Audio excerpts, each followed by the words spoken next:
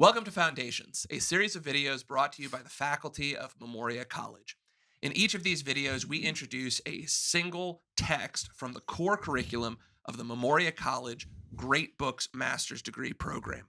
If you'd like to dive deeper into any of these texts, receive expert instruction from our faculty, and have great conversations with other like-minded students in our live online classes, please join us at memoriacollege.org. Today, we're talking about Homer's Odyssey, one of my all-time favorite texts. I know I said that about the Iliad last time, but the Iliad and the Odyssey kind of go together. So, gentlemen, what makes the Odyssey a great book? It's hard to answer questions like that. What is a great book? I mean, there's a lot of. I'm not sure you can totally adequately define what a great book is, but there's of course the fact that this has been one of the most widely read books throughout Western history. It's been extremely influential, but also I think this is the greatest adventure book ever written. And I write a lot about like boys adventure fiction and all that. Well, this is the granddaddy of them all. So I think just in the episodic nature of this book, which is less so, I think, in the Iliad. There are a lot of things happening, and but they're all exciting. I mean, they all are great stories in and of themselves. You could extract any one of those things and put it in a book for boys who like adventure stuff, and it'd be a great thing. Right. Going out there into the world, facing dangers, monsters, deceptions, plots, trickery. Absolutely. Odysseus is the wily Odysseus. He's doing all of those kinds of things. One of the things that makes it a little bit interesting as an adventure story to me is that so many adventure stories are about a young man going out into the world. Out to conquer, out to get, out to slay the dragon, out to find something, right? But this adventure is about coming home, right? It's fighting your way back to what you once had, and it's an older man. Now, you have the story of Telemachus, who there's an element of a coming of age story. Telemachus going out to find his father at the beginning of the story, but it's primarily Odysseus returning. And another element that I think is interesting to observe about the overall structure of the book, everybody thinks about the Odyssey as the story of the journey, right? But in fact, the journey part of the Odyssey is a tale within a tale that only takes up a comparatively small percentage of the text. And a lot of the text is about all the events that happen once he does get home, and he has to deal with the suitors, and he has to, figure out whether Penelope is trustworthy or not. And you've got Telemachus's tale. So I think that adds a layer of complexity here. Yeah, just with that, I mean, and deal with what in reference to the suitors. So I'm thinking, I mean, you mentioned that adventures are that the hero goes out there. And I take the point about coming home, that it's a story of homecoming.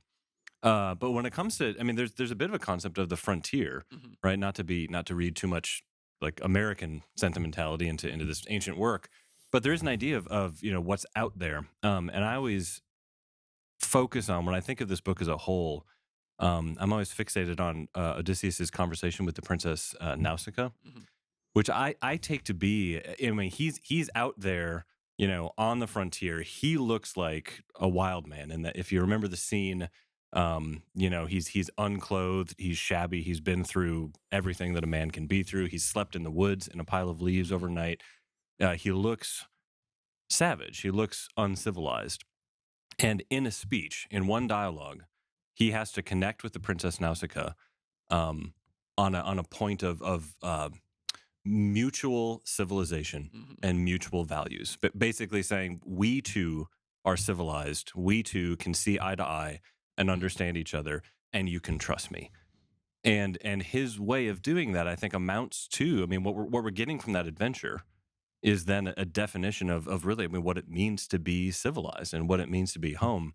And then just to connect that with the suitors, I think that's exactly what he's addressing with the suitors. That the suitors are at home, not on the frontier, but they're acting in an uncivilized way. Right. The word that the translation that I read that uses the word reckless to describe their behavior, and he then has to address that recklessness. Right. Yeah. Right. And even the chief suitor, the sort of ringleader of the gang, is Antinous, and his very name means something like anti-reasonability or anti-thought. Yeah.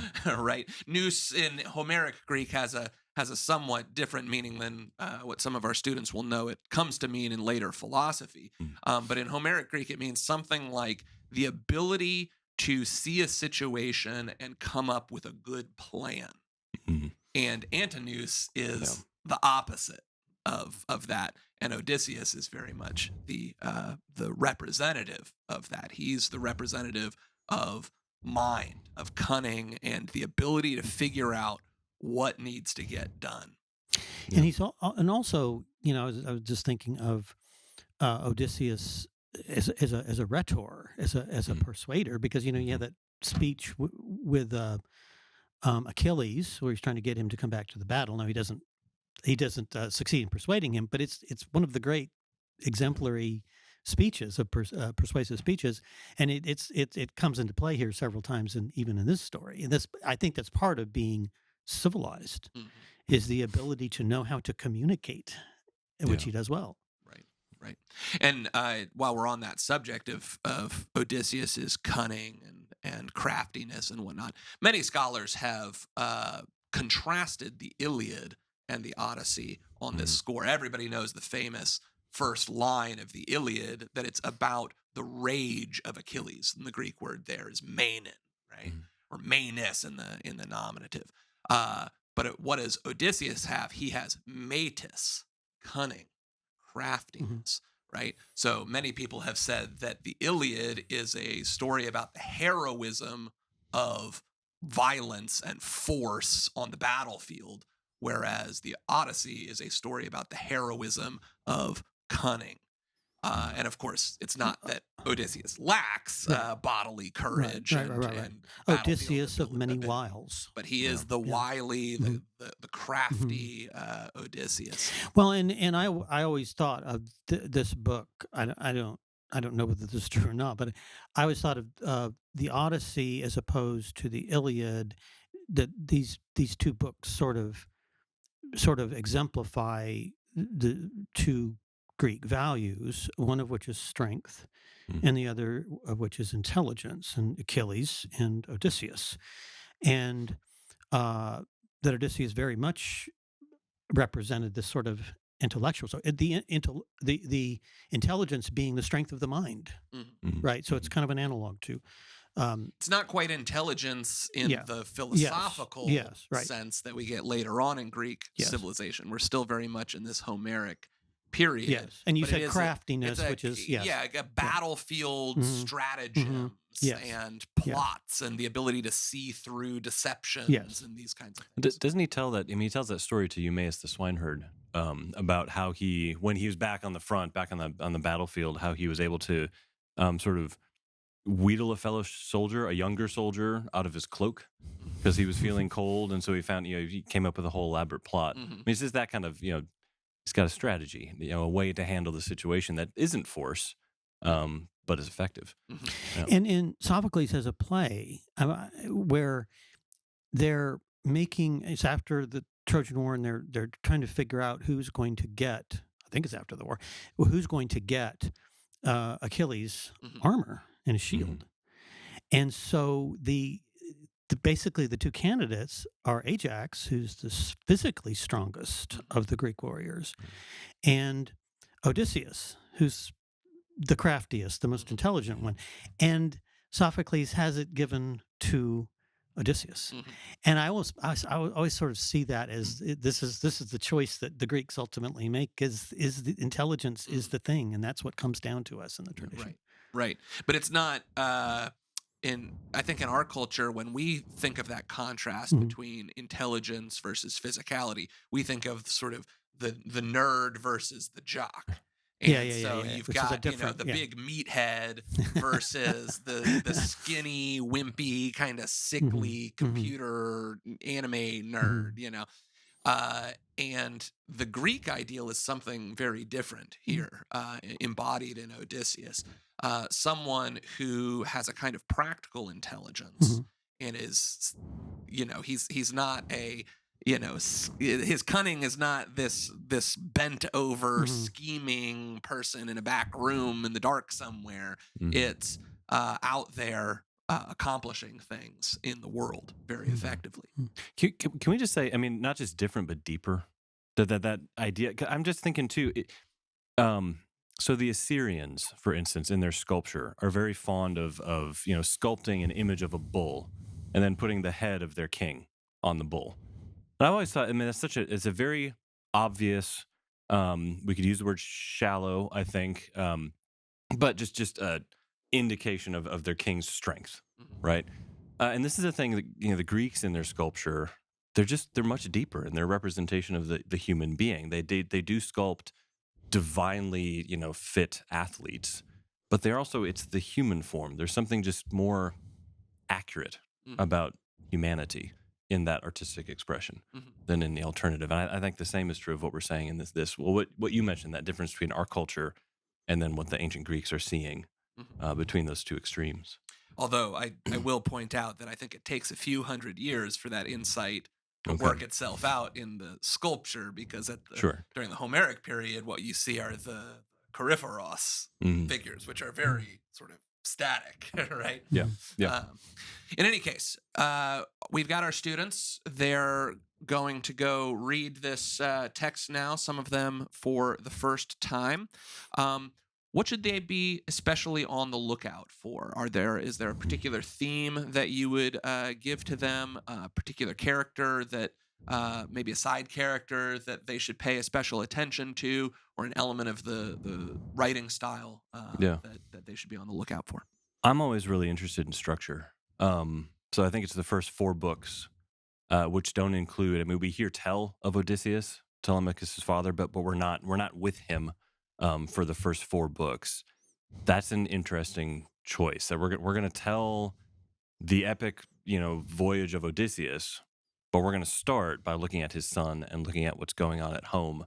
Um, and I would say to readers, start with answering the question of why structure the epic that way, and what result does that have on the rest of your reading. Yeah, and I haven't taught it, so I haven't Mm, paid as much attention to the structure and those sorts of things. I just think just reading it as a story, mm, and you have so many emotions that are brought about by all these events. Grief. There's danger, there's sorrow, and just travel. First great travel mm, story, and then also just the relationship between Odysseus and Penelope. mm, This is very interesting to Mhm. me. They how devoted they are to each other, mm, to an extreme. I mean, she's got to think that her husband's probably dead, but she don't know. And then he shows up, and she keeps weaving and unweaving the same uh, uh, thing again and again to hold off the suitors. mm, And I just nobody talks. This isn't very many people talk about the love between Mhm. Penelope and Odysseus, and how I know this is a real fad in academic circles, but she's a woman and she's got a personality, yeah. and which is very unusual at that point in the development of literature. So I think we need to pay attention to that too. But just love and importance of a family, Mhm. the devotion of the son. Yeah. There's a lot of great stuff there. But it's also it's a complex love, and it's hmm a very Yes, three-dimensional and yes, human love. I mean, yes. a lot of the drama that's going on in the latter half of the Odyssey really has to do with Odysseus trying to suss out, hmm is this woman still faithful Yes, to me? Yeah. Because of course yes. his or her cousin was Clytemnestra. And so Agamemnon, his friend, he knows has come home, and he's encountered Agamemnon in the underworld, and Agamemnon's told him what happened. When Agamemnon comes home, he's betrayed by Yes. his wife Right. because his Right. wife has taken one of the hmm suitors. and that suitor is seeking to overthrow Agamemnon, and it's a successful coup in the case of Agamemnon. And so Odysseus is on his guard, and he's got to figure out, so what's happened in the 20 years that I've been gone, right? So it's a very human and complex relational dynamic. Yeah, that's what struck me, is just the humanity of that particular part of the story. That's if I'm remembering rightly, isn't Agamemnon give him the advice to just don't tell your wife anything? So like just don't share things with her. And it's interesting, just to that point, that Homer doesn't leave it at that, right? As the story continues between Odysseus and his wife, that advice, in the end doesn't apply, right? Which is, that's it's an interesting point from the poet. Yeah. Well, the writing technique that I want to put our students on the lookout for is the element of dramatic irony that Homer over and over and over again uses this technique to create a unique kind of emotional tension. And what that is any kind of situation where the audience knows information, critical information, that characters in the situation do not know. And the various repercussions that gap in knowledge causes. And it happens over and over and over again. And then there's always an element of an aha moment, a moment of recognition where the mask comes off or the god is revealed. Odysseus's identity is revealed. Odysseus's identity is revealed like 4 or 5 times, in fact, over the course of the story.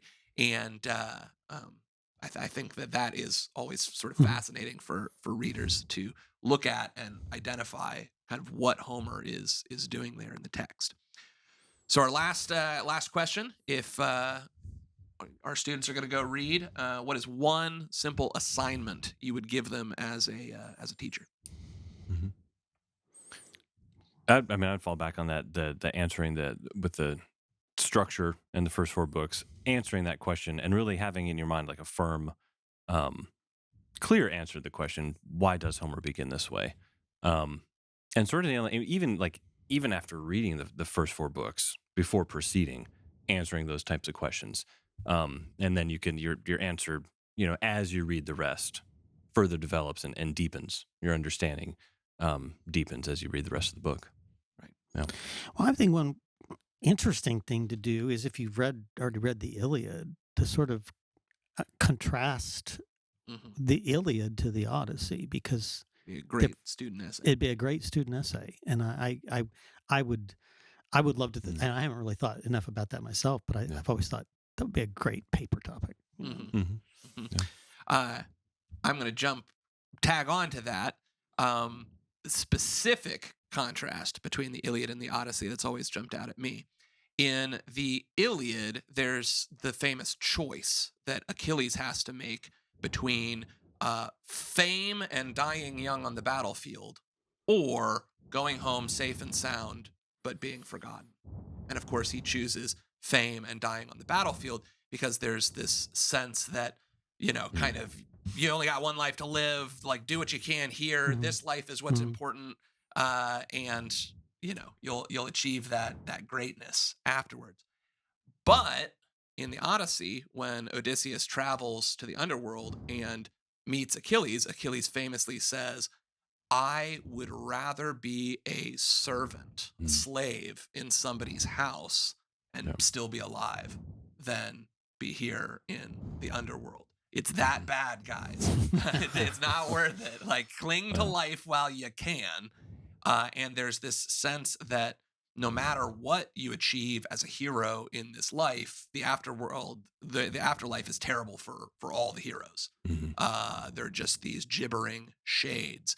And so cling to this life as long as you can is the sentiment. Well, another great student essay would be, how does that contrast with the Christian view of the underworld? Right. Sure. Yeah. Right. Obviously, neither of these views are Christian views of the soul and our approach to life and death. But it seems like they're radically different perspectives from one and the same culture and time period. So how do we, what do we say there? It's interesting. I mean, that assignment would really sort of bring out that idea of clinging to life, would bring out this idea of what does it mean to have a plan? Right. So in terms of like clinging to live life as though you have a plan, and not a foolish plan, but not a reckless plan, but a wise plan. Yeah, yeah. I was gonna add too. Just sorry, that's another You get one more assignment. One more We're assignment. piling Yeah. them on here. Yeah, but the speeches. I mean, we're talking about the rhetoric in the text to outline those speeches, right? Odysseus' speech to the princess. You know, how does he structure his speech as a piece of rhetoric? You know, go and actually outline that speech and see how it moves point by point. I think that's a useful thing to do as well. All right, well, we better cut it off there before we overload our students with too many assignments. Thank you for joining us in this brief introduction. If you'd like to continue this conversation and have a much more extended conversation with other like-minded students in our live online classes, please visit us at memoriacollege.org.